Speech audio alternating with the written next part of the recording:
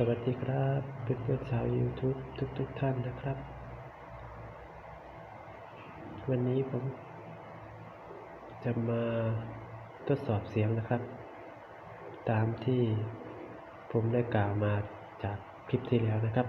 เราจะมาลองเสียงให้ฟังว่าตู้ซับเบส8 นิ้ว 2 ตู้นะครับ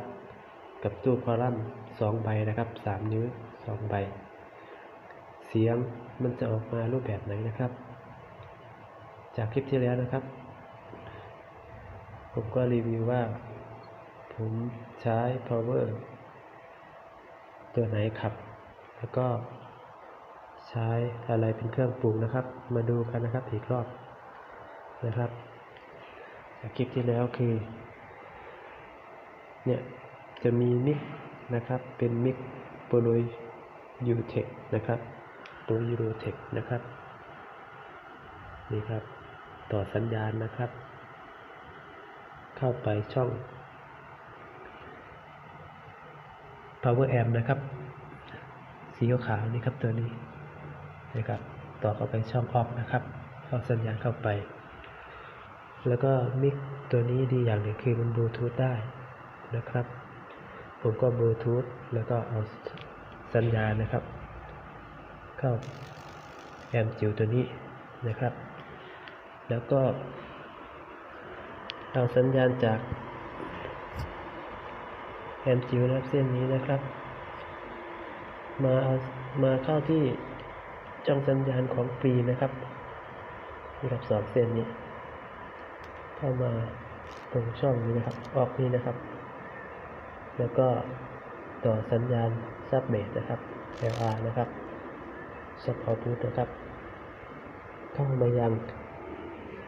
แอมป์นะครับแอมป์ตัวนี้นี่ครับผมแอมป์ตัวนี้สำหรับขับซับนะครับกับตู้เบสกระแทกข้าง2 ใบนะครับตู้เบส8 นิ้ว 2 ใบแล้วก็แอมป์จิ๋วตัวนี้ผมก็ต่อไปเข้ากับตู้ลำโพงนะครับตู้ลำโพงคอลัมน์3 นิ้ว 2 ใบนะครับมันมี2 channel นะครับผมซ้ายขวา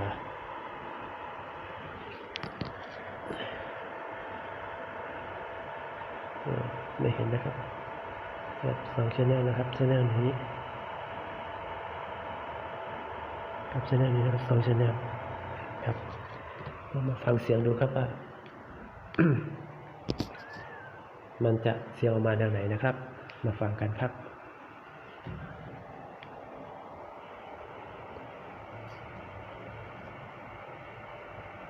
มาเปิดเพลงนี้นะครับผมน่าจะไม่มีลิขสิทธิ์นะครับ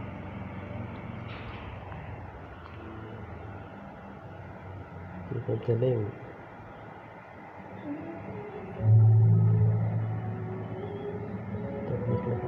ประมาณนี้ก่อนมาเล่นเสียงกลางนะครับตรงนี้เล่นเสียงกลางด้วยก่อนเสียงเบสก่อนนะครับเบสก็จะเลือกช่องนี้นะครับเล่นแล้วเสียงกลางก่อนครับ